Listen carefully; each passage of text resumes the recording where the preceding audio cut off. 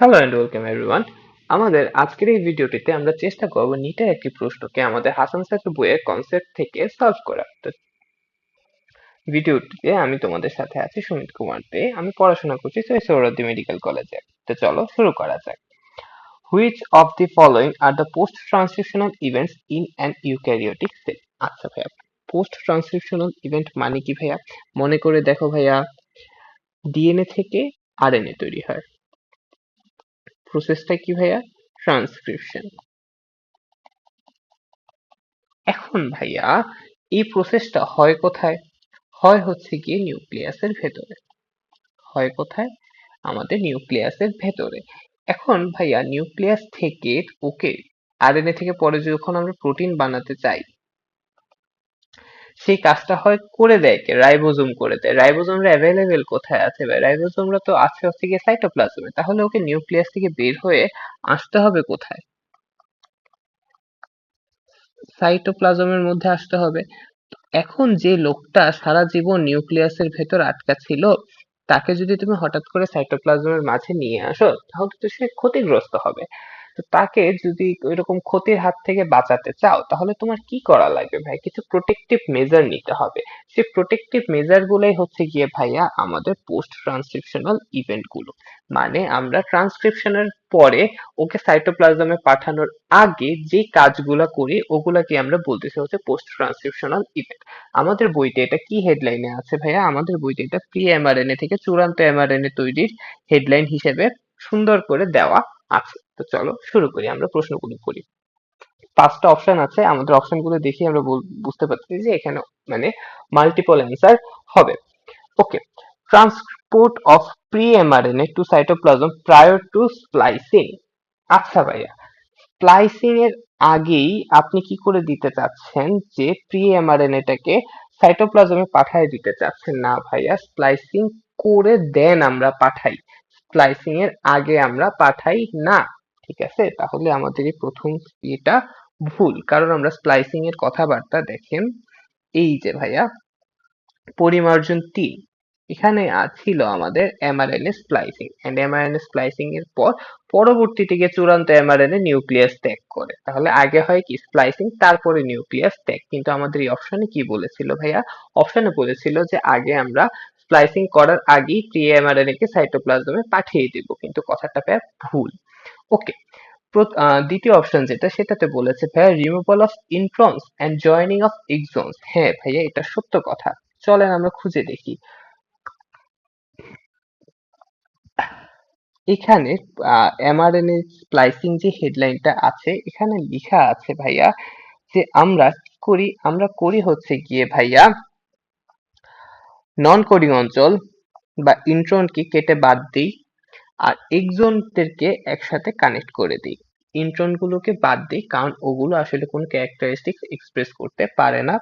Exon গুলোকে আমরা জোড়া লাগিয়ে দিই, কারণ ওগুলো আমাদের অ্যাকচুয়ালি ক্যারেক্টারিস্টিক্স এক্সপ্রেস করতে কাজ করবে। তাহলে ইন্ট্রনকে দিব বাদ আর এক্সনকে জোড়া লাগাবো। চলেন দ্বিতীয় অপশনটা আবার পড়ি। রিমুভাল অফ ইন্ট্রনস, হ্যাঁ ইন্ট্রনকে বাদ দিব, জয়েনিং অফ এক্সনস। তাহলে ভাই দ্বিতীয় অপশনটা সত্য কথা বলেছে। তৃতীয় অপশনে আসেন ভাইয়া, addition of methyl group at 5' end of HNRNA। আচ্ছা ভাইয়া, HNRNA টা কি ভাইয়া? HNRNA বলতে বোঝায় হচ্ছে গিয়ে হেটেরোজেনাস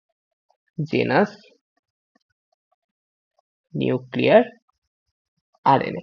আমরা যেটাকে আমাদের বইয়ের ভাষায় পড়েছি হচ্ছে গিয়ে ভাইয়া প্রি এমআরএনএ হিসেবে। মানে কি ভাইয়া? মানে হচ্ছে গিয়ে এদের মধ্যে এই চেঞ্জ গুলো হওয়ার আগে আমরা যে এইরকম স্প্লাইসিং বা আরো যে নানা রকম পরিমার্জন বইয়ের হেডলাইনে যেভাবে পড়েছি, ওই চেঞ্জ গুলো হওয়ার আগে যে এমআরএনএ টা ছিল ওটাকে আমরা বলতাম প্রি এমআরএনএ, এন্ড ওইটাকে তারা বলতেছে হচ্ছে গিয়ে হেটেরোজেনাস নিউক্লিয়ার আরএনএ অথবা এইচএনআরএনএ। একই কথা ভাইয়া। তাহলে আমরা প্রি এমআরএনএ তে কিংবা এইচএনআরএনএ এর 5' গ্রুপের মধ্যে কি জোড়া লাগাই ভাইয়া? মিথাইল গ্রুপ জোড়া লাগাই। চলেন তো একটু খুঁজে দেখি। দেখেন ভাইয়া, আমাদের দ্বিতীয় পরিমার্জনের মধ্যে কি লিখা ছিল ভাইয়া? লিখা ছিল হচ্ছে গিয়ে আমরা 5' এন্ড এর মধ্যে কি জোড়া লাগাই ভাইয়া?